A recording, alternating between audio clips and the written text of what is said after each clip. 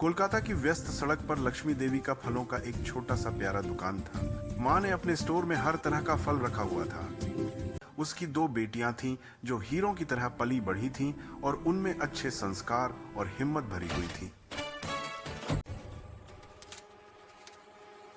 बड़ी बेटी अदिति फौज में उच्चतम पद पर कार्यरत थी और छोटी बेटी सितारा इस शहर की जिला मजिस्ट्रेट बन चुकी थी। लक्ष्मी देवी को अपनी बेटियों पर बहुत गर्व था। फिर भी वह चुपचाप रोज बाजार में अपनी दुकान पर जाती थीं और अपनी बेटियों को इसके बारे में कभी नहीं बताती थी। लक्ष्मी देवी सस्ते दामों पर फल बेचती थीं ताकि गरीब भी फल खा सकें। उसी दिन इंस्पेक्टर गौतम चौहान अचानक दुकान में आ गया। उसने बिना पूछे एक केला उठाया और खा लिया। फिर धीमी आवाज में बोला, मुझे 1 दर्जन केले चाहिए। इंस्पेक्टर का इरादा कुछ ठीक नहीं दिखाई दे रहा था। कांपते हाथों से लक्ष्मी देवी केले गिनकर उसे देने ही वाली थीं कि उसने एक केला मुंह में डालते ही थूक दिया। बेस्वाद, तुमने मुझे धोखा दिया है। मैं तुम्हें 1 पैसा भी नहीं दूंगा। मैं तुम्हें कोई पैसे नहीं दूंगा। जो करना है कर लो। इसके बाद उसने गुस्से में उसकी पूरी दुकान उठाकर सड़क पर फेंक दी। सड़क पर बिखरे सेब और फल भीड़ तमाशा देखती रही, लेकिन किसी ने उनके लिए एक शब्द भी नहीं कहा। लक्ष्मी देवी बेबस थी। किसी ने उसकी कोई मदद नहीं की। वह बेचारी अपनी दुकान के फल समेटती रही और वह पुलिस वाला अफसर उसकी दुकान को नुकसान पहुंचाता रहा।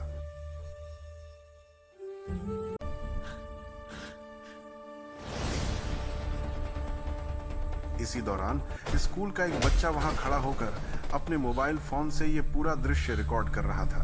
उसे उस पुलिस वाले पर बहुत गुस्सा आ रहा था। वह लक्ष्मी देवी को जानता भी था। उस लड़के ने यह वीडियो अदिति को भेजी, जो फौज में तैनात थी।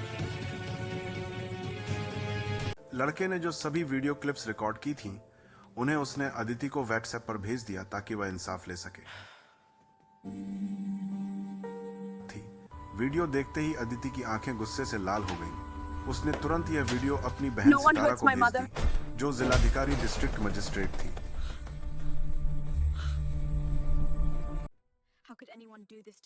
अदिति ने पूरी वीडियो देखी। जो उस पुलिस वाले ने किया था, अदिति ने गुस्से में पूरा दृश्य ध्यान से देख लिया। वीडियो पूरी देखने के बाद उसने उसे अपनी बहन सितारा को भेज दिया। इसी दौरान अदिति को बहुत गुस्सा आ रहा था। वह चाह रही थी कि वह अभी जाकर उस पुलिस वाले से हिसाब ले। जब सितारा ने अपनी माँ की यह हालत देखी तो उसके पैरों तले जमीन खिसक गई। सितारा को भी बहुत गुस्सा आ रहा था। उसका भी दिमाग गुस्से से फटने वाला हो गया था। सितारा ने भी पूरा दृश्य देखा जिसमें इंस्पेक्टर उसकी माँ की फल वाली दुकान पर बहुत जोर दिखा रहा था। सितारा भी यही चाह रही थी कि वह अभी जाए और उस इंस्पेक्टर से बदला ले। जब उसने अपनी माँ की वह बेबसी भरी हालत देखी, तब सितारा की आंखों से आंसू निकलने लगे।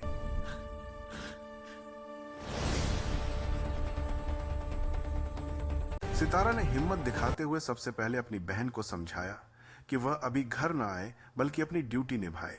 इसके बाद सितारा ने अपनी बहन को बताया कि जहां मां की दुकान है वह उसकी अपनी सीमा है और वह इसे कानूनी तरीके से निपटाएगी। बात करते समय अदिति की आंखों से आंसू निकल रहे थे। सितारा ने अपना काम वहीं छोड़ दिया और वहां से निकलने की सोची। उस समय सितारा बेहद गुस्से में थी, लेकिन उसने अपने गुस्से पर काबू पा लिया। अब क्या करना है इसका पूरा विचार उसके दिमाग में चल रहा था। अब क्या करना है इसका पूरा विचार उसके दिमाग में चल रहा था।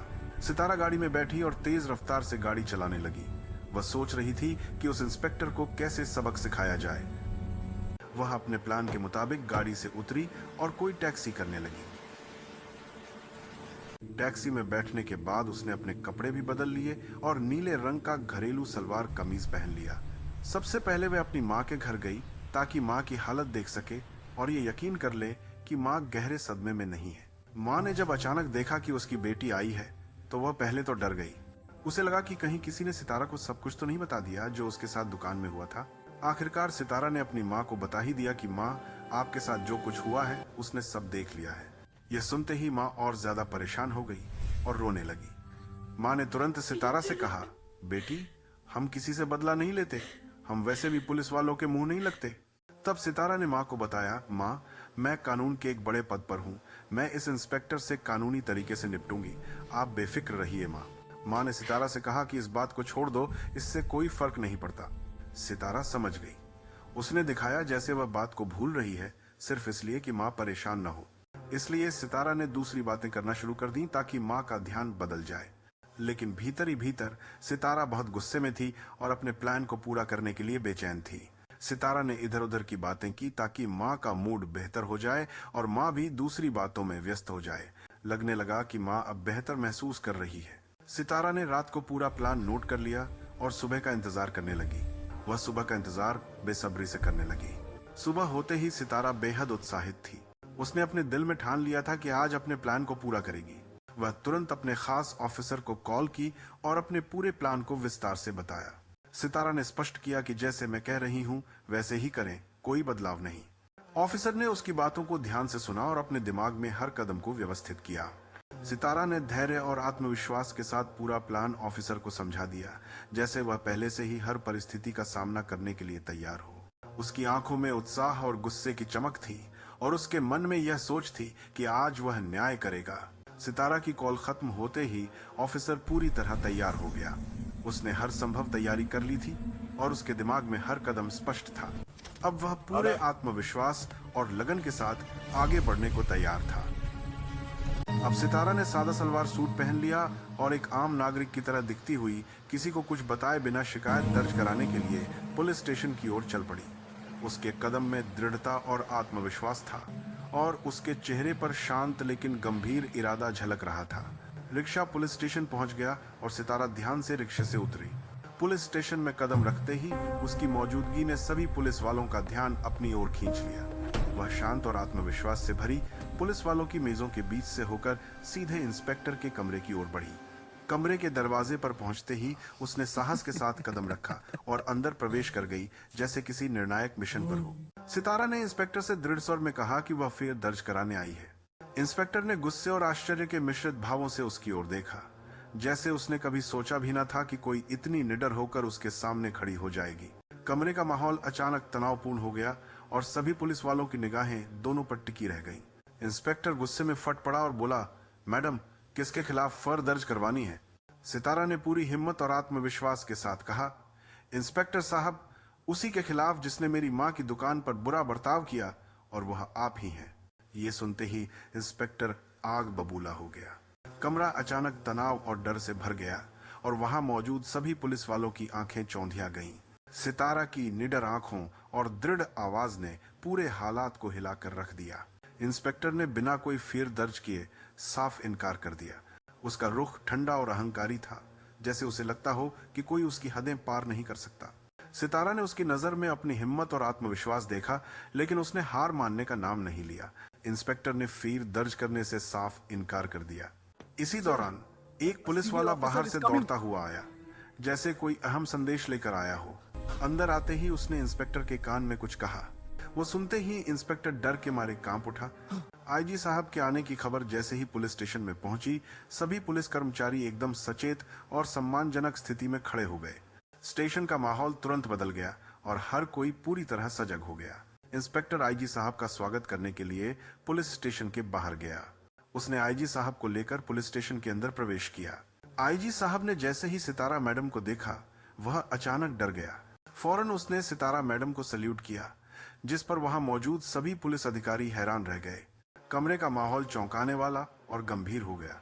आईजी साहब ने कहा, मैडम, अगर आपको कोई शिकायत दर्ज करवानी थी तो आप मुझे बता देती, यह सारी परेशानी क्यों उठाई? इस पर इंस्पेक्टर ने हिम्मत करके आईजी साहब से पूछा, साहब, क्या आप इस मैडम को जानते हैं? आईजी साहब गुस्से में इंस्पेक्टर की ओर देखने लगे। मैडम की सुरक्षा के लिए तुरंत और जवान बुला लिए गए। स्टेशन का माहौल गंभीर और तनावपूर्ण हो गया। सितारा ने फिर पूरी दृढ़ता दिखाई और जोर से कहा, इस इंस्पेक्टर को सस्पेंड कर दे।